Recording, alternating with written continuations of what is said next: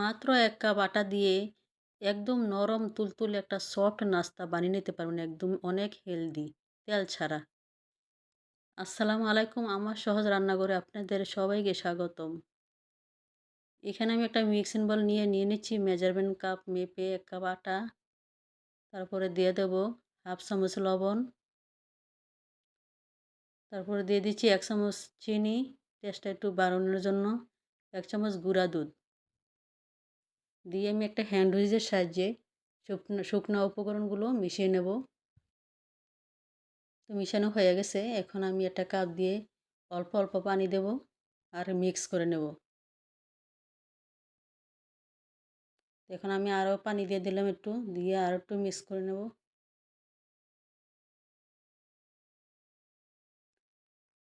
আরও পানি দিলাম। ভালোভাবে ফেটিয়ে নিতে হবে। আটা গুলানোটা যদি ভালো স্মুথ হয় তাহলে নাস্তাটাও ভালো হবে। একটু সময় নিয়ে এই কাজটা করতে হবে, যেন কোনো ভিতরে দলা দলা না থাকে, একদম স্মুথ হবে এমনভাবে ফেটিয়ে নিতে হবে।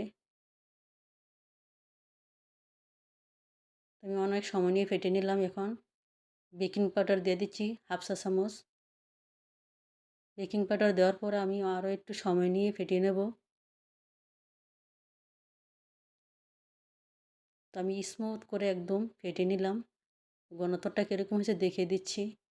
এটা গোল চামচের সাহায্যে আপনারা দেখিয়ে দেব। একদম কেকের ব্যাটারের মতো হবে, প্যান কেকের ব্যাটারের মতো। আবারও দেখিয়ে দিচ্ছিলাম। এখন আমি চুলাতে চলে আসলাম, এটা প্যান বসিয়ে দিয়ে ১ চামচ করে দিয়ে একটু হাত দিয়ে নেড়ে দেবো, ঘুরিয়ে দেবো। আর ১ মিনিটে দেখেন কতটা অনেক ছিদ্রযুক্ত হয়েছে পিঠাটা। বেশি সময় লাগে না, মাত্র ১ মিনিট লাগে। আবারও ১ চামচ দিয়ে দিলাম প্যানে। আর এটা যখন বানাবেন খুবই ভালো লাগে। আমি নাস্তাটা বানাতে বলি, তো আপনারা প্লিজ প্রথমে একটা লাইক দিয়ে ভিডিওটা দেখবেন।